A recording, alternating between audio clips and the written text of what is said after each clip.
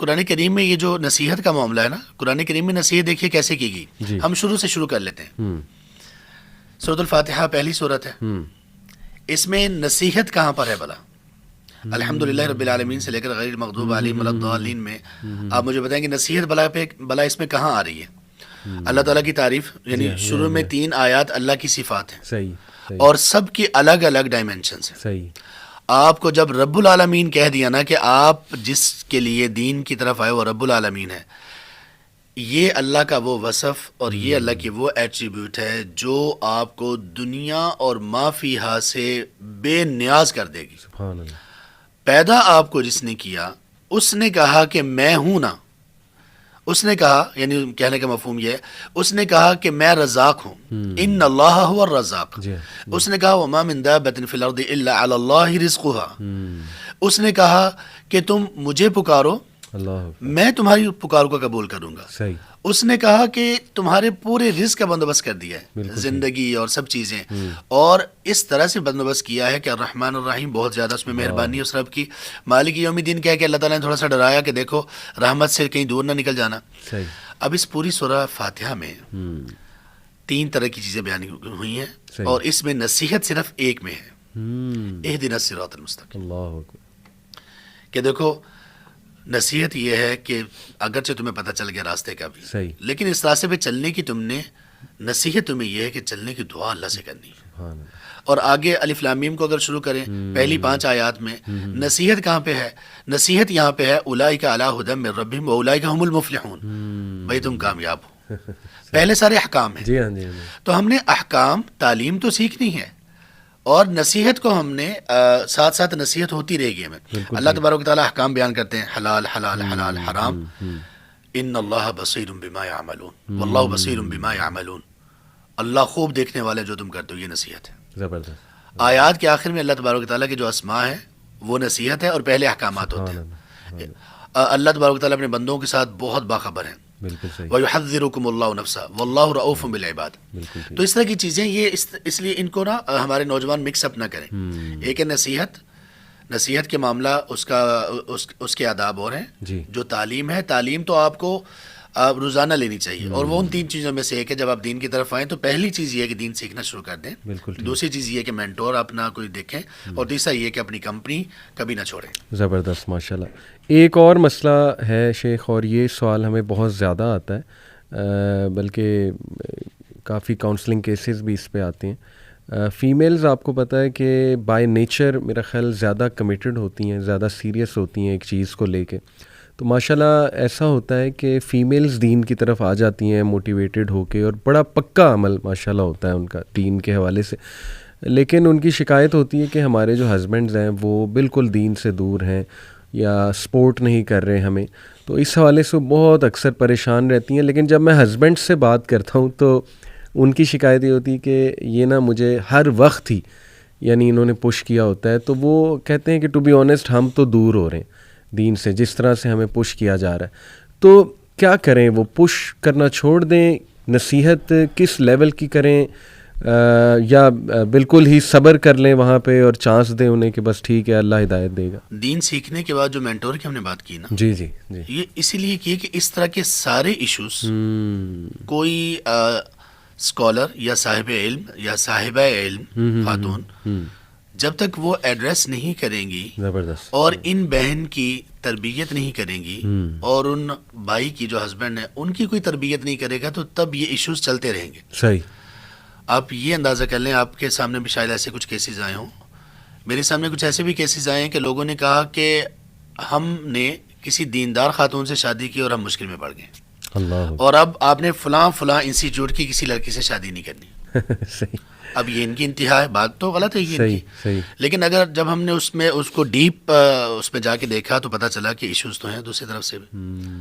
ان issues میں سے ایک ایشو یہ ہے جو آپ نے بھی بتایا، صحیح، کہ وہ پش اتنا زیادہ کرتی ہیں. بالکل ٹھیک.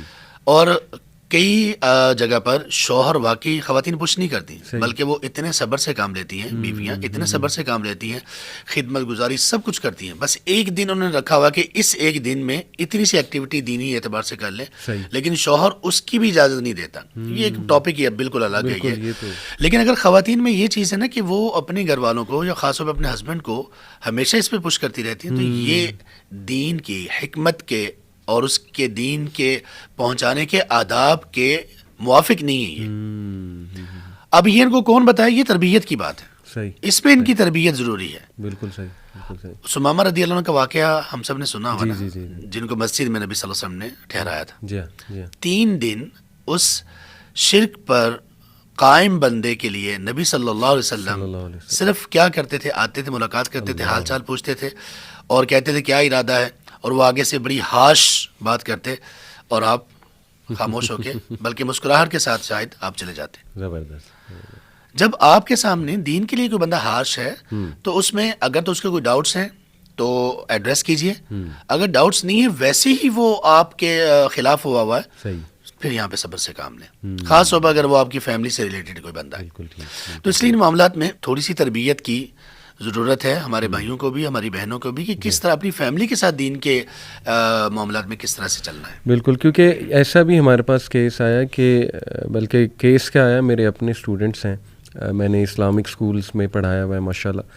تو ایک اسٹوڈنٹ تھا، وہ میری کلاس میں بالکل بھی قرآن کلاس ہوتی تھی ماشاء اللہ، قرآن کا ترجمہ، تو اس میں بالکل ڈی موٹیویٹیڈ اور سر جھکا کے بس لیٹ جاتا تھا اور ایسے جیسے کہ میں نہیں سننا چاہ رہا.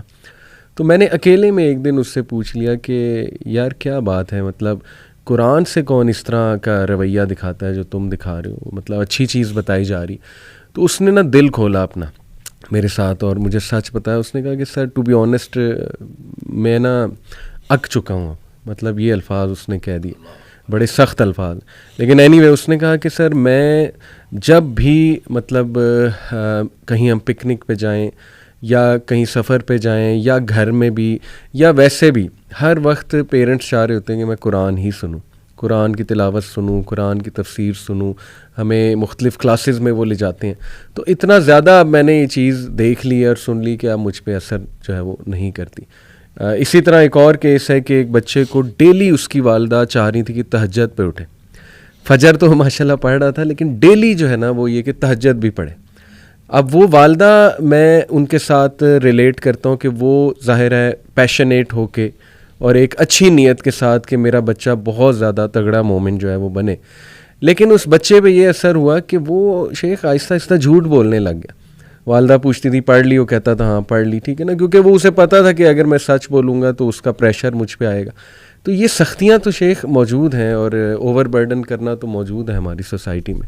اس پہ آپ کیا جو ہے وہ کہنا چاہیں؟ سبحان اللہ. یہ محمد علی بھائی، یہ جو ایشو ہے نا، یہ ہر جگہ پر، ہر ایک ریلیشن میں، یا آپ یوں کہہ لیں کہ ہر ایک انسٹیٹیوٹ میں، جی ہر ایک گھرانے میں، اور ہر جگہ جہاں پہ 2 لوگ ہیں وہاں پہ یہ موجود ہے.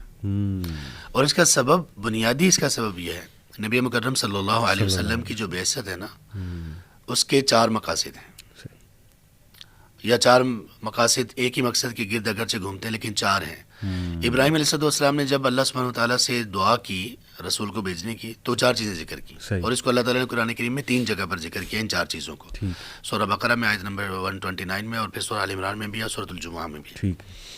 وہ 4 چیزیں کیا ہیں؟ ربنا وبعث فیہم رسولا من انفسہم یتلو علیہم آیاتک ویعلمہم الکتاب والحکمہ ویزکیہم. یہاں پہ پہلے سب سے آخر میں یزکیہم کا لفظ ذکر کیا، اور دوسری جگہ پر سب سے آخر میں سب سے پہلے یزکیہم کا لفظ ذکر کیا. مطلب کیا کہ یعلمہم الکتاب والحکمہ، یتلو علیہم آیاتہ ویعلمہم الکتاب والحکمہ، تلاوت اور تلاوت کی آیات کی تعلیم، یعنی ان کو سمجھنا سمجھانا، حدیث کی تعلیم، ان کو سمجھنا سمجھانا. اس سے پہلے بھی تزکیہ اور اس کے بعد میں بھی تزکیہ.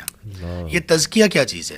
تزکیہ کا ایک رخ تربیت ہے. یہ تزکیہ اصل میں تربیت ہے. تربیت کا کیا مطلب؟ کہ تلاوت آیات کے بارے میں آپ کا رویہ کیسا ہونا چاہیے، تعلیم الکتاب کے بارے میں آپ کا رویہ کیسا ہونا چاہیے، اور تعلیم الحکمہ یعنی تعلیم الحدیث کے بارے میں آپ کا رویہ کیسا ہونا چاہیے. صحیح. یہاں اب ہم جو ذکر کریں گے سارا بیہیویئرل جو ایک مشکل پیش آئی ہے نا, جی یہ سارا وہ ہم ڈسکس کر رہے ہیں. ٹھیک. تلاوت کتاب تو ہے, اچھی بات ہے, صحیح. لیکن تزکیہ کے بغیر ہے یہاں پر. اس لیے وہ آپ کا اسٹوڈنٹ وہ فیڈ اپ ہوا تھا کہ میں بالکل اکتا چکا ہوں. رسول کریم صلی اللہ علیہ وسلم جو سب کے سردار ہیں, جی اللہ تبارک و تعالیٰ کے بعد آپ ہی سب سے بلند ہیں, بے شک. ان لوگوں کو جو امتیوں میں سارے انبیاء کے تمام امتیوں میں سب سے افضل امتی ہیں, آپ ان کے بارے میں یہ خیال کر رہے ہیں, ان کو بلکہ کہہ رہے ہیں کہ نہیں اتنا زیادہ قرآن نہیں پڑھو. اللہ. عبداللہ بن عمر کو کیا کہا تھا, بھائی وَإِنَّ لِعَيْنِكَ عَلَيْكَ حَقٌّ وَإِنَّ لِجَسَدِكَ عَلَيْكَ حَقٌّ وَإِنَّ لِأَهْلِكَ عَلَيْكَ حَقٌّ. اللہ. آپ کی آنکھوں کا آپ پر حق ہے عبداللہ, آپ تھوڑا سا کم تلاوت کرو, تہجد تھوڑی سی کم پڑھو. آپ کی بیوی کا آپ پر حق ہے, سبحان اللہ. آپ کے جسم کا آپ پر حق ہے. یعنی ان کو کہنا پڑ رہا ہے کہ تلاوت کم کرو.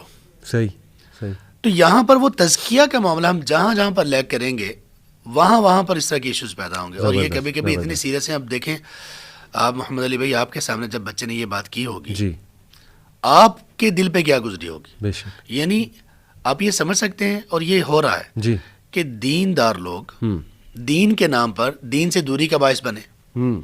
یہ بن رہا ہے وَيُزَكِّيهِمْ پر عمل نہ کرنے کی وجہ سے. اور یہ کب ہوتا ہے, جب آپ بے مرشدے ہوتے ہیں. صحیح. اس پر شاید کچھ فتوے بھی آئیں. جی جی ویلکم ویلکم. جب ہم مرشد کسی کو مرشد ہی نہیں اپنا بناتے, ٹھیک. کسی کو اپنا مینٹور نہیں بناتے, صحیح صحیح. وہ آپ کی کوئی تربیت کرنے والا تو ہو, آپ کسی پراپر کسی اہل علم کی مجالس میں تعلیم کا سلسلہ رکھو, تعلیم کے سلسلے کے بعد بھی ان سے ملو, اپنے معاملات کو ڈسکس کرو, تو یہ چیزیں آپ کو وہ بتائیں گے. صحیح. شیخ یہ جو آپ نے کہا تزکیہ, اس کو آسان الفاظ میں کچھ مثالیں کہ یہ کیا ہے, یہ دل کو نرم کرنے والی باتیں ہیں, یہ اللہ کی محبت اس کے اندر ڈالنا ہے, یہ کیا ہے تزکیہ؟ محمد علی بھائی یہ تو پورا آپ نے ایک 7 days ورک شاپ. تزکیہ میں نے 2 چیزیں ہیں. تزکیہ بہت بڑی چیز ہے محمد علی. تزکیہ میں 2 چیزیں ہیں, ایک ہے التحلیہ اور ایک ہے التخلیہ. صحیح. تحلیہ کا مطلب ہوتا ہے یہ اس کا جو روٹ ورڈ ہے نا, وہ کہتے ہیں زیورات کو, ٹھیک ہے, جس سے آدمی مزین ہوتا ہے, صحیح, جس سے آدمی خوبصورتی اختیار کرتا ہے. خواتین کے لیے خاص طور پر آتا ہے. مرد کا اپنا ایک زیور ہے جو اسلام نے قرار دیا, صاف ستھرا رہنا, مثال کے طور پر چاندی کی انگوٹھی وہ پہن سکتا ہے وغیرہ وغیرہ. تزکیہ کا ایک پارٹ ہے التحلیہ اور ایک پارٹ ہے التخلیہ. تخلیہ کا مطلب ہوتا ہے چیزوں کو چھوڑ دینا, ہوتا نا خلوت, یہ خلوت سے نکلا ہے, صحیح, الگ ہو جانا. تزکیہ کا مطلب یہ ہے کہ جتنی اچھی چیزیں ہیں, جتنی اچھی باتیں ہیں وہ اپنا لینا, اور جتنی بری باتیں ہیں ان سے جان چھڑا لینا, یہ تزکیہ ہے. یہ بہت بڑی چیز ہے. اب جتنی اچھی باتیں ہیں, ان اچھی باتوں میں کیا ہے, ان اچھی باتوں میں سے ایک آپ کا رویہ ہے. آپ کا رویہ کس جگہ پر کس کے سامنے کیسا ہونا چاہیے, یہ تزکیہ سے متعلق ہے. آپ نے کہاں کہاں پر سختی کو چھوڑنا ہے اور کہاں کہاں پر آپ نے واقعی سختی کرنی ہے, یہ آپ کو تخلیہ بتائے گا. صحیح. تو تزکیہ بہت بڑی چیز ہے. آپ دیکھیے کہ اللہ تبارک و تعالیٰ کی حکمت دیکھیے کہ یہ تینوں چیزوں کو بہترین انداز میں آپ کے دل میں اتارنے کے لیے اور آپ کے عمل میں لانے کے لیے تزکیہ بہت بڑی چیز ہے. تو اس سے تزکیہ صرف اس کا تعلق دل کے ساتھ نہیں ہے, بلکہ اس کا تعلق دل کے ساتھ بھی ہے, ظاہر کے ساتھ بھی ہے, آپ کے پورے اخلاق اور سارے رویوں کے ساتھ اس کا تعلق ہے. بیوٹیفل, ماشاء اللہ, بیوٹیفل. شیخ ماشاء اللہ کافی ہم نے لانگ ڈسکشن پرابلمس کے اوپر کر لیا. اب کچھ ڈائریکٹ سوالات جو آڈینس جاننا چاہیں گے, جن میں سب سے پہلا سوال یہ ہے کہ آپ کی باتوں سے مجھے یہ سمجھ آئی ہے کہ سب سے پہلے اپنے ایمان کو بلڈ کیا جائے, اگر آسان الفاظ میں بات کی جائے, کیونکہ شروع میں آپ نے کہا کہ اللہ کو جانے اور رسول اللہ صلی اللہ علیہ وسلم کو جانے. تو میرے خیال میں جتنا ایمان مضبوط ہوگا اتنے معاملات جو ہے وہ اچھے چلیں گے. تو اس کے کیا طریقے ہیں, ایمان کو مضبوط کرنے کے کیا طریقے ہیں؟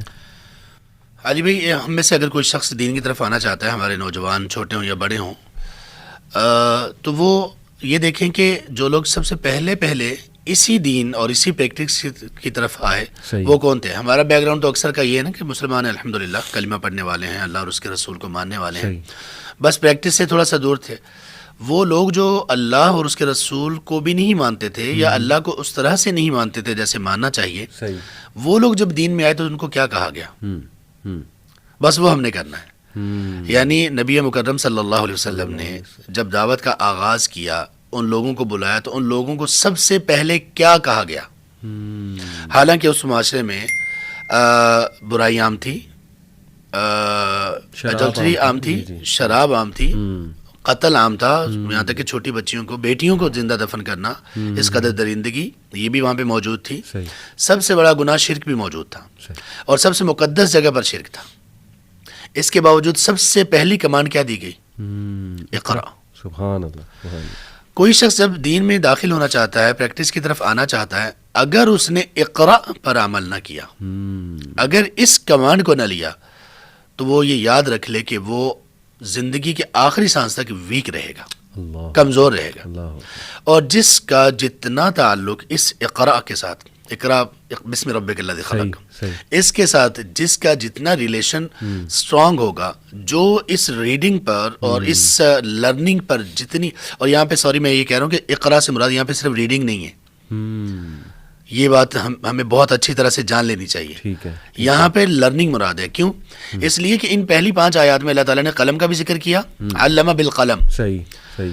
تو وہ ریڈنگ جو قلم اٹھا کے اور اس کے ساتھ ہو، اور علم بالقلم، جس نے قلم کے ذریعے آپ کو سکھایا، تو اس کا مطلب ہے کہ کاپی پینسل لو اور اہل علم کے ساتھ بیٹھ جاؤ اور چیزیں سیکھو. سنو نہیں، صرف پڑھو نہیں، سیکھو، نوٹ کرو، پوائنٹس نکالو. اللہ تعالیٰ نے ہمیں اس پہ لگایا. اگر ہم اسلام پریکٹس کی طرف جب آتے ہیں اور اسی کو پہلا حکم ہی ہم نے چھوڑ دیا، پہلی سیڑھی ہی ہم نے اگر بائی پاس کر دی، تو پھر آگے بہت مشکل ہو جائے. بالکل ٹھیک. ماشاءاللہ، بہت زبردست آپ نے شیخ بات بتائی، ٹو دا پوائنٹ. تو اگر میں یہ کہوں کہ شروع آپ نے کہا نا اقرا، علم حاصل کرو اور لرن کرو، تو کہاں سے لرن کریں؟ عربک سے سٹارٹ کریں، عربی پہلے سیکھ لینی چاہیے، یا ڈائریکٹ قرآن پاک کی طرف آ جانا چاہیے کہ ہاں میں قرآن کو سمجھنا شروع کر دوں ترجمے کے ساتھ، تفسیر کے ساتھ؟ یا آپ سمجھتے ہیں کہ نہیں، قرآن اور عربی سے پہلے عقیدہ ہے یا رسول اللہ صلی اللہ علیہ وسلم کی سیرت ہے؟ محمد علی بھائی، یہ چیزیں سب آپس میں ملتی جلتی ہیں، انٹر کنیکٹڈ چیزیں جتنی بھی آپ نے ذکر کی نا. قرآن سے شروع کیا جائے، عقیدہ سے شروع کیا جائے، عربی زبان سے شروع کیا جائے، یا کہاں سے شروع کیا جائے، ان سب چیزوں، یہ سب چیزیں آپ کو ایک چیز پرووائڈ کرنے والی ہے. آپ ایک چیز اپنا لیں، آپ قرآن بھی سیکھ لیں گے، آپ عقیدہ بھی سیکھ لیں گے، آپ عربی زبان بھی سیکھ لیں گے، سب کچھ آپ سیکھتے جائیں گے. وہ کیا ہے؟ اس سے پہلے میں یہ بتا دوں کہ وہ کیوں ہے. وہ اس لیے ہے کہ اللہ تبارک و تعالیٰ نے ہم انسانوں کی ہدایت کے لیے جو سلسلہ شروع کیا، وہ 2 چیزوں پر مبنی ہے. ایک ہے کتابیں، اور ایک کتابوں کو سکھانے والے معلم، ٹیچرز. اگر صرف کتاب سے کام بنتا ہوتا تو اللہ تبارک و تعالیٰ کہتے کہ بھائی طور پہ پڑھی ہے کتاب تورات، جا کے اٹھا لو، کاپی کروا لو اور انجوائے کرو لائف. اور اگر صرف یہ ہوتا کہ ٹیچرز کے ذریعے سے ہی سکھانا ہوتا تو اللہ تبارک و تعالیٰ کتاب ہی نہ دیتے. اللہ تعالیٰ کہتے کہ یہ بندہ ہے، یہ رسول ہے ہمارے، بس اس سے سیکھتے جاؤ. اللہ تعالیٰ نے دونوں چیزوں کو کمبائن رکھا، دونوں چیزوں کو اتنا ملایا کہ یہ کبھی بھی جدا نہیں ہو سکتی. نبی مکرم صلی اللہ علیہ وآلہ وصحبہ وسلم نے یہ فرمایا کہ میں تمہیں 2 چیزیں بتا رہا ہوں، اگر تم انتہائی مضبوطی اور قوت کے ساتھ پکڑے رکھو گے، اور پکڑنے کا مطلب یہاں پہ یہ ہے کہ سیکھو گے، سمجھو گے، عمل کرو گے، تو پھر تم کبھی بھی گمراہ نہیں ہو سکتے. یہ گارنٹی ہے نبی صلی اللہ علیہ وسلم کی ہم سب کے لیے. اور اس میں جو بات بتانا چاہ رہا ہوں وہ یہ ہے کہ آپ نے فرمایا لن یتفرقا حتی یرد علی الحوض، یہ کتاب و سننا بالکل الگ نہیں ہوں گے یہاں تک کہ یہ دونوں میرے پاس حوض کوثر پر آئیں گی. یعنی اتنی شدت سے یہ دونوں وہ ہیں. اچھا، یہاں پر اب سوال یہ تھا کہ وہ کہاں سے شروع کرے. شروع یہاں سے کرے کہ آپ نے 2 چیزیں ذہن میں رکھنی ہے، ایک علم حاصل کرنا ہے اور ایک علم آپ نے اہل علم سے حاصل کرنا ہے. جب آپ اہل علم سے منسلک ہو جائیں گے، تب آپ کو اہل علم بتائیں گے اب آپ کس لیول پر ہیں کہ آپ کو ابھی عربی شروع کرنی چاہیے ایک سال کے بعد, زبردست, آپ کو ابھی سیرہ شروع کرنی چاہیے یا عقیدہ, آپ کو ابھی قرآن کا ترجمہ شروع کرنا چاہیے یا حدیث, آپ کو ابھی قرآن کریم کی سورہ فاتحہ شروع کرنی چاہیے یا سورۃ الحجرات, آپ کو حدیث کا ابھی باب الادب شروع کرنا چاہیے کتاب الطہارہ, وہ آپ کو بتائے گا. یہ سب کے بارے میں ایک جیسا نہیں ہو سکتا. ممکن ہے کسی بندے کا جو پریکٹس کی طرف ہے عقیدہ بہت اچھا ہو, اسٹرانگ ہو, لیکن وہ اس کی مشکل ہو کہ وہ رویوں میں اچھا نہیں ہے. آپ اس کو پڑھائیں گے بھائی باب الادب سے شروع کرو اور سورۃ الحجرات پڑھو. ایک آدمی اس کا عقیدے کا کانسیپٹ ہی اچھا نہیں ہے, آپ اس کو کہیں گے بھائی سورۃ الفاتحہ سے شروع کرو. صحیح. ایک آدمی ایسا ہے اس کا بہت ایکسپوجر ہے اور دنیا میں آنا جانا ہے اور آپ سمجھتے ہیں کہ بہت سارے لوگوں سے اس کا انٹریکشن ہے, آپ کہیں گے کہ بھائی سیرہ پکڑ لو, دیکھو نبی صلی اللہ علیہ وسلم نے زندگی کیسے گزاری. تو اس لیے یہ ساری چیزیں مینٹور سے اور معلم سے جڑی ہوئی ہیں, اور معلم کو اگر ہم نے نہ پکڑا, مرشد اگر ہم نے اختیار نہ کیا, تو پھر بہت ساری جگہوں پہ ہم اتنا دور نکلیں گے کہ ہمیں خود بھی احساس نہیں ہوگا. شیخ خوبصورت بات کی آپ نے, لیکن یہاں پہ ایک بڑا امپورٹنٹ سوال ہے کہ جو اوصاف مجھے نظر آ رہے ہیں جو آپ بتا رہے ہیں اس مرشد میں یا مینٹور میں, وہ اوصاف آسانی سے مل جائیں گے آپ کو, یعنی how to find that mentor, یہ اصل میں بڑا ایک مشکل مرحلہ ہوتا ہے اور سوال ہوتا ہے لوگوں کا, کیونکہ لوگ کہتے ہیں یار ہمیں تو علماء سے ڈر لگتا ہے یا وہ ججمنٹل ہوتے ہیں, مطلب یہ ان کی ایک میں ترجمانی کر رہا ہوں کہ وہ کہتے ہیں نہیں یار ہم نے نا ادھر نہیں جانا, تو وہ کیسے ڈھونڈے وہ ان صفات والا. محمد علی بھائی ایک واقعہ مجھے یاد آ گیا, آپ کو سناؤں میں. جی. پرانا کوئٹہ میں تھا, میں جب کوئٹہ میں کچھ سال میں نے گزارے, وہاں پہ ایک ہمارے بھائی تھے فوت ہو گئے کورونا میں, اللہ تعالیٰ ان کے درجات بلند کریں اور اللہ تعالیٰ ان کی مغفرت کریں. وہ اپنے ایک دوست کو نا, پرانی رفاقت تھی, بڑی مشکل سے نا وہ لے کر آئے ہمارے پاس. وہ کہتے ہیں کہ ذرا ہم ان کو ساتھ ملاتے ہیں, پریکٹس کی طرف لے کر آتے ہیں. ان سے ہمارا نا اچھی بات چیت ہو گئی الحمدللہ. اچھا. ہم نے سمجھانا ان کو شروع کیا, ہمارے ساتھ تو ان کی دوستی ہو گئی. اچھا. اب اگلا مرحلہ یہ تھا کہ ایک شیخ آئے ہوئے تھے ایک جگہ سے. صحیح. ہم نے کہا ان کے کچھ کویسچنز ہیں, مجھے کہنے لگے کہ کویسچنز ہیں. میں نے کہا وہ شیخ آئے ہوئے ہیں, کیوں نہ ان کو شیخ سے ملائیں. اللہ تعالیٰ مجھے معاف کریں اور شیخ کو بھی معاف کریں. جی. میں نے یہ سجیسٹ کیا, انہوں نے کہا چلیں ٹھیک ہے. صحیح. اب ان کے ساتھ ان کو بٹھایا تو شیخ کا پہلا سوال یہ تھا, جب وہ بیٹھے ان سے تعارف کروایا کہ شیخ یہ الحمدللہ ہمارے بھائی ہیں اور ان کے کولیگ ہیں اور ایک عرصے سے ماشاءاللہ دین کو سیکھنا چاہ رہے ہیں اور سیکھنے کے یہ مراحل انہوں نے طے کر لیے ہیں. ان کو پتہ چل گیا کہ یہ کس فرقے سے ہیں. شیخ نے پہلے سوال یہ کیا کہ آپ جہاں سے علم لے رہے ہیں انہوں نے آپ کو یہ نہیں بتایا کہ شلوار ٹخنوں سے اوپر ہونی چاہیے, تمہاری شلوار نیچے ہے, بندہ جہنم میں یہ جو ٹخنوں سے نیچے ہوگا جائے گا. محمد علی بھائی وہ بندہ اٹھا اور پھر قابو نہیں آیا. تو یہ جو آڈینس کا کہنا ہے نا کہ ایسے مطلب ہمیں ڈر لگتا ہے, اس کے پیچھے حقیقت بھی ہے. صحیح. لیکن یہ ساری بات حقیقت نہیں ہے محمد علی. بالکل صحیح. کسی چیز کو جانچنے کا نا کوئی طریقہ کار جو ہوتا ہے نا, اس کے کچھ پیمانے ہوتے ہیں. صحیح. میں یہ آپ کو ایک بات بتاتا ہوں, یہ بہت زیادہ آپ کے سامنے بھی آ رہی ہوگی, ہمارے سامنے بھی آتی ہے. پچھلے دنوں ایک سوال آیا, ایک بہن نے کہا کہ کیا کوئی کتاب و سنت میں ایسی کوئی تعلیم ہے کہ آپ نے خواتین کے بارے میں زیادہ بات نہیں کرنی. صحیح. صحیح. میں نے کہا کیا مطلب. کہنے لگی کہ ہم نے کسی عالم کو اتنا زیادہ خواتین کے ایشوز پہ نہیں بولتے سنا. تو کیا اس میں کوئی حکمت ہے یا کوئی ایسی تعلیم ہے یا ویسے ہی ایسا نہیں ہوتا. صحیح. اچھا کویسچن تو بڑا انٹرسٹنگ اور بہت اچھا ہے. بالکل. لیکن وہ جو جاننے کا پیمانہ ہے نا, یا یہاں پر بھی کہ یار علماء ہمیں کچھ ڈر لگتا ہے, یہاں پہ تھوڑا سا ان کو فائنڈ آؤٹ کرنے میں بھی تھوڑی سی ان کی طرف سے ویکنیس ہے. صحیح. بالکل ایسے. وہ یہ کہ میں نے ان بہن سے پوچھا کہ آپ یہ بتائیں کہ آپ نے کتنے علماء کو سنا ہے اور کتنی دفعہ سنا ہے. بالکل ٹھیک. محمد علی بھائی آپ کہتے ہیں ہمارے ایریے میں جمعہ پڑھنے میں جاتا ہوں تو مجھے نا ہر جگہ پر بس یہی آتا ہے کہ آپ نے نماز روزہ کیسے صحیح کرنا ہے, کوئی یہ نہیں بتاتا کہ یار سچائی بھی کوئی ہے. میں آپ سے پوچھتا ہوں کہ محمد علی بھائی آپ نے اپنے ٹاؤن کی آپ کے ٹاؤن کی کتنی مساجد ہیں؟ 4 مساجد ہیں. آپ کتنی مساجد میں جمعہ پڑھتے ہیں؟ میں 2-3 میں پڑھتا ہوں. زیادہ کس میں پڑھتے ہیں؟ زیادہ اس میں پڑھتا ہوں. باقی مساجد میں آپ نے کتنے دن جمعہ پڑھا؟ وہ کبھی سال میں 1 آدھ دفعہ. جب آپ نے سال میں 1 آدھ دفعہ ایک مسجد میں جمعہ پڑھا تو اس کا مطلب یہ ہے کہ آپ نے جو نتیجہ اخذ کیا ہے وہ 4 لوگوں کو سامنے رکھ کے, ایک کو زیادہ سن کے, دوسرے کو تھوڑا کم سن کے, باقی 2 کو بالکل نہ سن کے آپ نے جب یہ نتیجہ نکالا تو یہ نتیجہ ٹھیک نہیں ہوگا. صحیح بات. صحیح بات. تو پہلے تو اپنا معیار ہمیں صحیح کرنا چاہیے. بالکل ٹھیک. باقی یہ کہ سب سے بہترین جگہ اس کے حوالے سے محمد علی بھائی مساجد ہیں. صحیح. مساجد میں علماء ہوتے ہیں, خطیب ہوتے ہیں, قریب کی مساجد ہیں, جہاں پہ تعلیم کا سلسلہ چل رہا ہو جس مسجد میں کسی صاحب علم کے انڈر, آپ وہاں پر چلے جائیں. ممکن ہے کہ آپ کو ایک آدھ جگہ پر کچھ پریشانی ہو, لیکن آپ پریشان نہ ہوں. دنیا میں ہم اپنے کام کے لیے, بزنس کے لیے بہت ساری ایسی مشکلات دیکھتے ہیں. اس میں بھی اگر ایسی کوئی مشکلات آتی ہیں تو آپ فائنڈ آؤٹ کریں مرشد کو, اور آپ اس راہ پہ چلتے رہیں تو انشاءاللہ آپ کو ملے گا بھی. آسان ہے اور ہر جگہ پہ اویلیبل بھی ہیں. دوسرا یہ کہ آپ بھی کبھی کبھی مرشد کو کبھی کبھی آپ بھی کچھ سکھا دیتے ہیں. مرشد کو آپ بھی سکھا دیتے ہیں. آپ یہ سکھا دیتے ہیں ان کو کہ مرشد دیکھیں مجھے کس قدر طلب ہے میری, اور ایسے میری طرح کی کتنے متلاشی اور ہیں. بالکل ٹھیک. تو وہ اس وجہ سے آپ کے پاس نہیں آ رہے, مرشد ٹھیک ہو جائیں گے.